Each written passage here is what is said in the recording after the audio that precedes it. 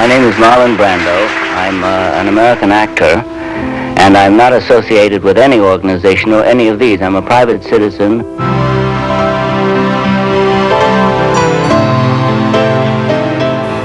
He became an actor because that was the only thing he could do.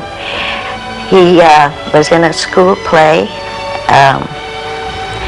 and enjoyed it in high school.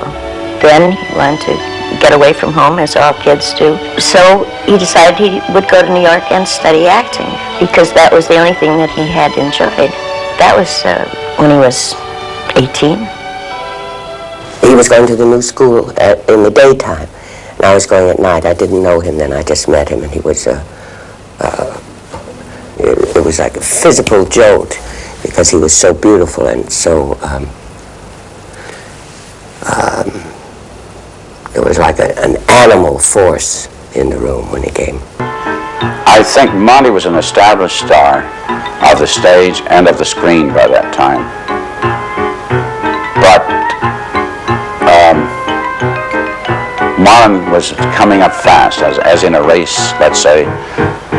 You're in the lead, and all of a sudden you can hear somebody's hot breath and the pounding feet behind you coming up very rapidly, and will this person overtake you and race out ahead of you and get the laurels?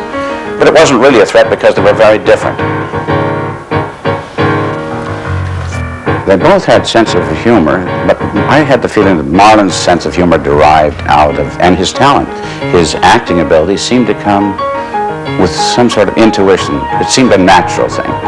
Whereas Monty's talent wasn't so much intuition, or if it was always overridden by his intelligence.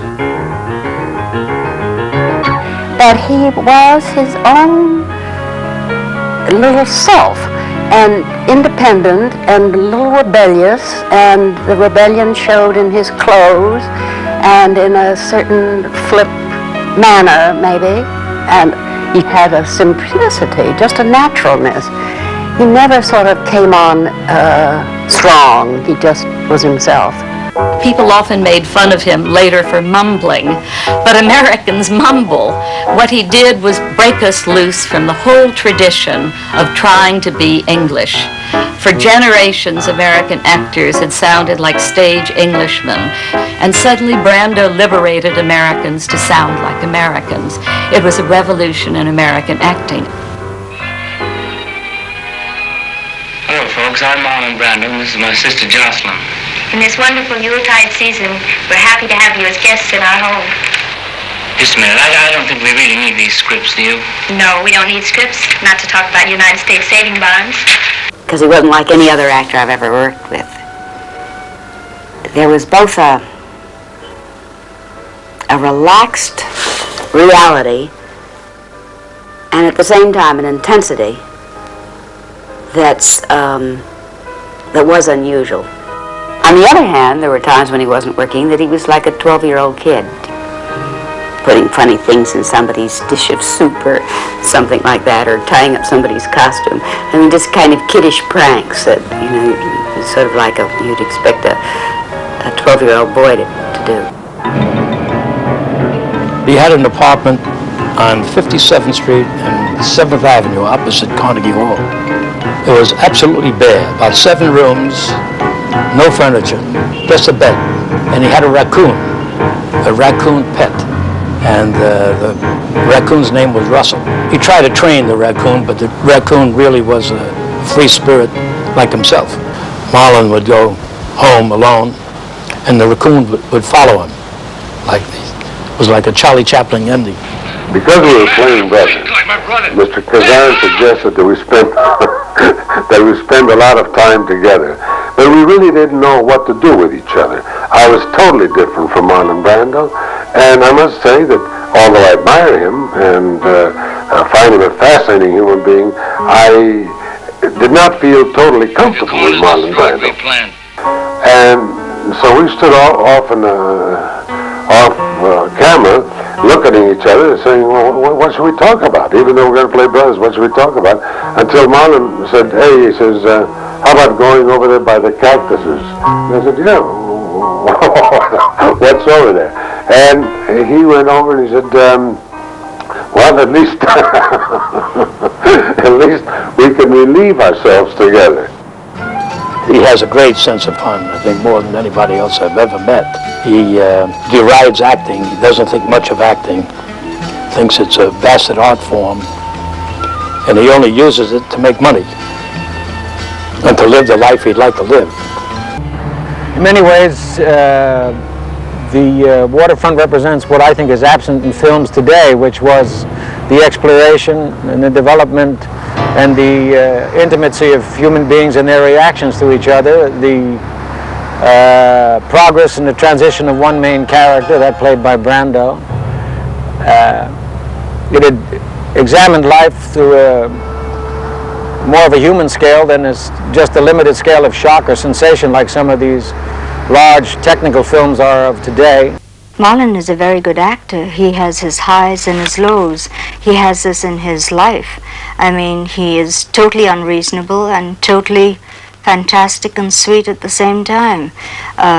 He can be abusive, or he can be very, very charming. I've experienced both of them. Marlon is a foul weather friend. I mean, you never see him much unless you're sick, then he shows up.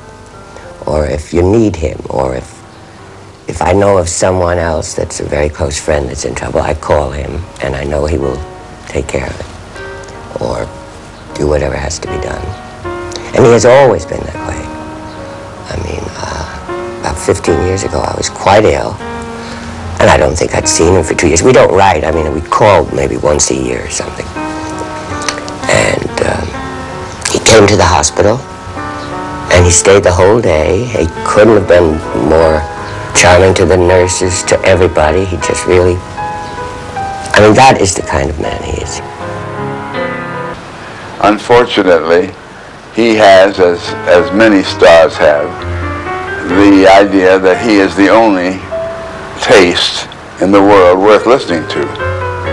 He has his own ideas and on things, and of course they're generally very fine, very good. But sometimes they're not. He is deeply, deeply concerned for people who seem disenfranchised in some way from the system, who get not as fair a deal as they should out of society. We Americans have a solemn obligation to follow our treaty obligations to the Indians. I think I would like at this time to give you the deed and the title, which is the quitclaim deed, a letter that relinquishes my claims to the land forever. I could see that Marlon would fool around off the set, and then the minute they said rehearsal or that the camera was ready and they would shoot, he was just, it made you shiver. He was so different. He was immediately into this man, and there was a sort of, it was like an alchemist. It was like you swallowed something and immediately you became a different color.